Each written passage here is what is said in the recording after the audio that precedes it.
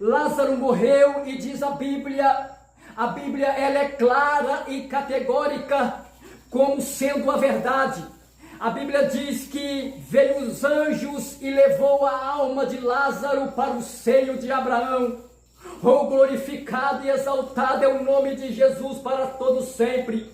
A diferença entre a pessoa que serve a Deus e a diferença do ímpio que não serve a Deus é que o crente, quando ele serve a Deus, quando ele tem o seu nome escrito no livro da vida, quando ele parte dessa vida,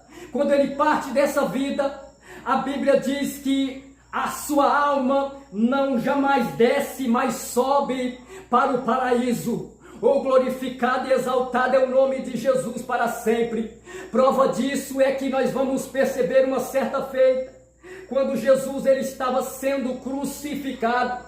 A Bíblia diz que agora dois malfeitores, um à sua direita e um à sua esquerda, diz que um malfeitor começou a zombar de Jesus,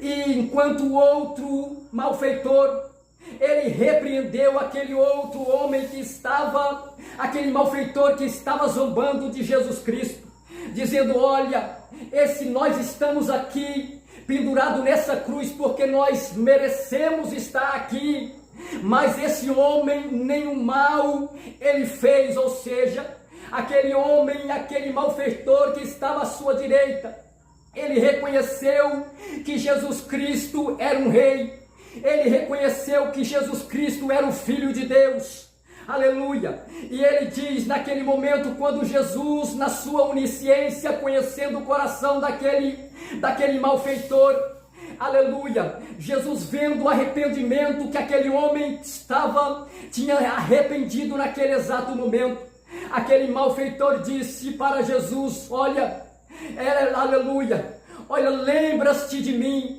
quando entrares no teu reino. Oh glória, oh glorificado e exaltado é o nome de Jesus. E diz a Bíblia que agora Jesus diz para aquele malfeitor: hoje estarás comigo no paraíso. Oh glorificado e exaltado